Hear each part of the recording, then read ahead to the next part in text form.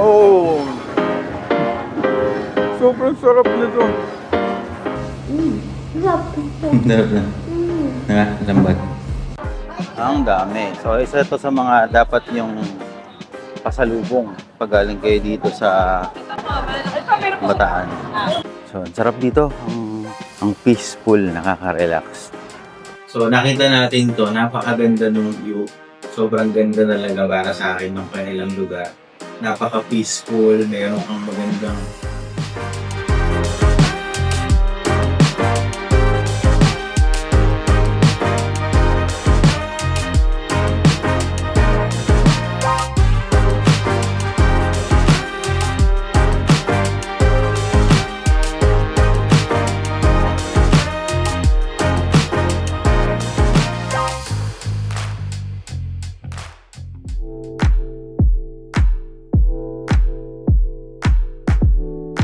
Andito tayo ngayon sa Bataan at pupunta tayo ngayon sa bayan ng Balanga dahil papakita ko sa inyo yung mga sikat na pagkain dito, yung mga local delicacy nila and yung mga sikat na pasalubong. Gusto ko ipakita yun sa inyo para pag napunta kayo dito, meron kayo idea ano yung mga masarap tikman dito at ano yung mga pwede nyong ipasalubong sa mga mahal natin sa buhay. So samahan nyo kami. Pero bago tayo sumabak sa food trip at pasalubong crawl, isi-share ko lang muna itong tinuluyan namin dito sa Abukay. Isang bayan lang ang layo nito sa Balanga. Kaya perfect na base para sa ating Bataan pasalubong adventure. Meron kami na-discover dito na napakagandang villa, napakagandang accommodation. Ito yung Hulo Leisure Farm. So madali naman tong puntahan. Parang 5 minutes lang from main road, from highway, papasok ka. Tapos napakaganda ng kanilang lugar. So dito kami nagstay sa Casa Aurelia. Isa ito sa mga accommodation ng Hulo Leisure Farm. So marami silang mga accommodation, marami silang mga units. Ito yung napili natin kasi napakaganda ng view. So tara, papakita ko sa inyo. Yan, napakaganda rito. Tapos meron din silang restaurant, Tumangan ng pangalan. So parang farm style. So ito yung kanilang front desk. So pagpasok nyo ng farm, mag-park kayo, malawak yung parking nila. Pero kada villa naman, meron naman silang designated na mga parking. Pero kung marami yung sasakyan nyo, meron pa sila dito. Tapos ito yung pinaka front desk, pwede kayo mag-inquire. Sobrang laki rin kasi ng kanilang farm, ng kanilang accommodation. Pwede kayo maglibot-libot, napakaganda rito. Ito yung sinasabi kong restaurant nila. Ang cute, no? Meron silang mga kubo. Actually netted yung kubo nila, maganda. Tapos pwede rin kayong kumain. Ito yung mga restaurant. Ayun, napakaganda nito. Yung kanilang kubo. Yan, napakaganda rito. Dumangan ang kanyang pangalan. So marami silang seats. Actually, marami silang mga kubo-kubo. Yan, yung kubo. So, ang sarap dito. Ang peaceful, nakaka-relax. Yan. Napakaraming puno. As in, super daming puno. Feeling ko dating forest, mini forest. Tapos ito yung kanilang farm na nasa likod. Pero hindi na natin pupuntahan kasi medyo mas malayo-layo na siya. Pero ayun siya.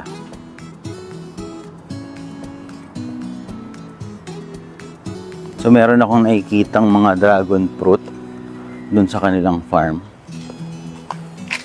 May mga kasitas, mga maliliit na kitchen, ay na mga dine-in. Tapos ang ganda ng mga facilities din nila. Tsaka ang linis. At tsaka ang gusto ko rito sa kanila, ang linis. Kung meron mang madumi, siguro yung mga dahon lang. Pero alam mong well-maintained yung kanilang property. Napakaganda. Itong Casa Aurelia, pababa siya. Tapos meron siyang first floor, meron siyang second floor. Ay, ayan. So ito yung kanilang swimming pool. Napakaganda ng kanilang lugar. So ito yung pinaka living room nila. Then sa taas yung mga kwarto. Kung nagandahan kayo sa Hulo Leisure Farm, huwag kayo mag-alala dahil may ginawa akong full tour video para rito. I-check nyo lang ang link sa comment section para mapanood ito. Para sa ating unang pasalubong, hindi pwedeng mawala ang ipinagmamalaki ng Balanga, ang pianono ng Mike Lynn's Bake Shop.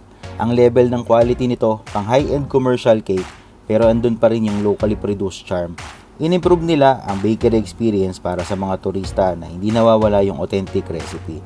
Una kaming bumili sa SM Balanga dahil hindi namin naabutan sa Capitol Square branch nung dumaan kami dahil medyo gabi na. Pero dahil nagustuhan din nila, binalikan talaga namin kinabukasan para kumuha pa ng extra boxes na pampasalubong. Ito yung sikat na pianono ng Mike Lenz Bake Shop dito sa Balanga, Bataan. Nagsimula sila noong 1984, so matagal na rin talaga to.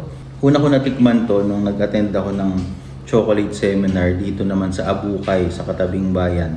Gustong-gusto ko na talaga siyang tikman noon, pero hindi pa ako nakakabili. Tapos nagulat ako, sinerve sa amin nung workshop na yun. Nung natikman ko siya, sobrang nagustuhan ko talaga. Ang sarap. So para sa akin, sa standard ko, ito yung pinakamasarap na pianono na natikman ko. Ayan. So ito yon. Ang lambot. Yung lambot niya, firm yung pinaka-cake niya. Cake type kasi siya. Malambot siya. Tapos yung asukal niya, tamang-tama lang. Hindi rin siya ganun katamis. Tapos meron siyang buttercream dun sa pinaka-gitna. Yun yung pinaka-palaman niya. Tamang-tama rin sa akin yung tamis. Tapos para siya may pagka-vanilla and eggy and margarine or buttery. Ganun yung lasa niya. Para sa akin, ito talaga yung pinakamasarap na pianono na natikman ko. Ito mo. Sarap na. Ha? Lambat. Ito. Kabila. Magkaiba sila. Ito is the same. Parang halos parehas lang. Manipis lang talaga yung pagkakaiba. Ika, isang. Tingnan mo. Yan. Sarap na. Sarap. Lambot na. Parang ano siya, parang siyang pudgy, ano yung pudgy bar? Na? Parang siyang pudgy bar na buttercream yung laman. Magkaiba talaga to. Pero, Magkaiba siya, ano? Pero konting-konti lang yung difference. Gusto mo? Oh. Good, sa'yo na yan. Bing. Sa'yo na to.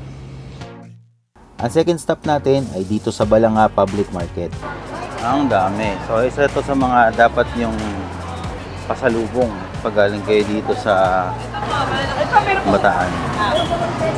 ito po, malagang tuyo. Alam nyo ba na pagdating sa mga tuyo, tinapa at iba't ibang dried goods, sikat talaga ang Bataan dito. Ipinagmamalaki ito ng mga Bataenyo kaya pamapansin ninyo, napakalaki ng kanilang dried fish corner. Dinadayo ito hindi lang ng mga turista, kundi pati na rin ng mga biyahero mula sa iba't ibang probinsya para umangkat at ibenta sa kani-kanilang lugar dahil sa garantisadong kalidad ng produkto dito. Hindi lang tuyo ang makikita nyo rito sa Balanga Public Market dahil punong-puno rin sila ng mga local delicacy. Meron silang dedicated delicacy corner dahil talagang dinadayo at pinipilahan ang mga kakanin at pagkaing gawang balanga. Kaya naman kapag napadpad kayo sa palengking ito, wag na wag ninyong palampasin ang corner na ito dahil dito matatagpuan ang tunay na lasa ng Bataan. Meron pang isang dapat ninyong bilhin dito sa palengke ng Balanga. Ito yung Genos Ice Cream. Ito naman tayo sa Genos. Sila ang kilalang ice cream dito sa Balanga at sinasabing sa kanila nagsimula ang Gabi Queso Ice Cream na kilala hindi lang sa Bataan kundi sa iba't ibang probinsya dahil sa unique at kakaibang combination flavor na ito. Ang isa pa sa makikita nyo dito sa palengke ng Balanga, hindi man ito original na taga Bataan, hindi ko na rin palalampasin dahil may branch rin sila rito sa palengke. Ito ang Kabuyaw Original Buko Roll Bakery, ang tinaguri ang home of the best buko roll ng Laguna. Familiar naman kayo dun sa buko roll sa Kabuyaw. Yan. Ito, meron din sila ditong branch. Teka lang, bago tayo pumunta sa best of the best na pasalubong, quick travel tip muna para sa mga nagpaplano ring mag food tour, isi-share ko sa inyo kung saan kami kumuha ng car rental para sa trip na ito.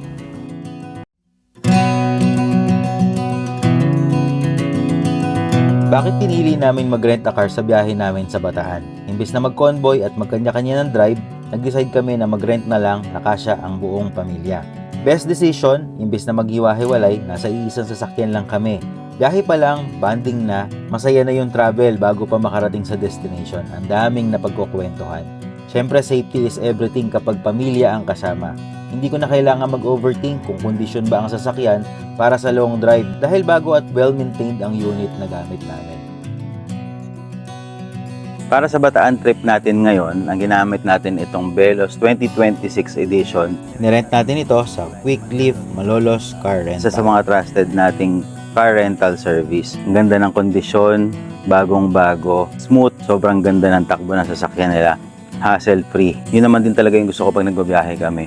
Top of the line yung unit, sobrang smooth manakbo, malamig ang AC, at pag pick up namin, malinis talaga yung unit at naka full tank na ito. Good to go na talaga. Worth it mag-invest sa peace of mind. Kaya salute sa Quick Lip Malolos Car Rental Service. Please kausap at sobrang smooth ng transaction namin. Simula inquiry, pick up ng unit hanggang pagbalik namin, ang light at ang smooth ng transaction. Highly recommended ko ang car rental service na to. So kung naghahanap kayo ng trusted car rental sa Bulacan, pwede nilang i-deliver kung saan niyo gustong dalhin para conveniently, sasakyan niyo na lang at pupunta kayo sa inyong destination. I-message nyo lang yung Quick Lip Malolos Car Rental Service. Napakadaling kausap. Smooth na smooth yung naging transaction namin. At ito ang highlight ng trip na ito. Ang hindi ko pwedeng hindi i-share sa inyo dahil talagang personal na nagustuhan ko. Matagal ko nang pinaplano at gustong-gustong matikman ang Merlis Special Bibingka. And nandito naman tayo sa Merlis Bibingka. Dito pa rin sa Balanga. So nandun yung side ng Bataan General Hospital. Ito naman yung pinakapwesto nila. So susubukan natin tong kilalang pasalubong dito. Try natin. First time ko rin itong masusubukan. Mahilig ako sa ganito mga bibingka. Nakita nyo naman yung latek ko. Try natin. Oh! Sobrang sarap nito. Sobrang kapal ng ano. Sobrang sarap ng latik. Heaven. Gumuguhit yung mantika, pero yun yung mas masarap para sa akin. Sarap. Grabe. Parang sobrang tagal kong naghahanap ng ganitong klase kakapal na latik. Heaven. Try nyo to pag pumunta kayo dito sa Balanga. Merlis Special Bibingka. Harap. Tapos umorder kayo kung marami. Kasi mabilis sila maubos. Ito naman yung 375 nila. Ibig sabihin, yung whole, doble nito. Yung tinikman natin kanina, yun yung parang kalamay style, yung malagkit. So try natin yun, yung kanin. Ito yung biko. Parang biko style. Ito naman yung kanin nila.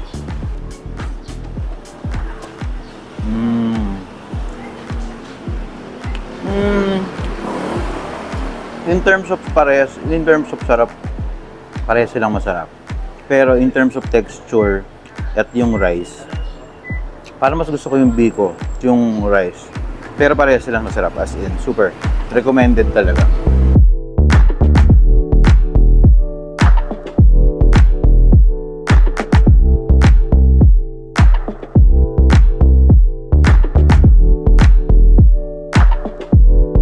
Sana nagustuhan nyo yung ating Bataan trip ngayon dito sa Balanga. Sana masubukan nyo yung mga pasalubong na shinare namin sa inyo. Salamat po sa panonood at sana patuloy nyo pang suportahan ang aming channel. Thank you!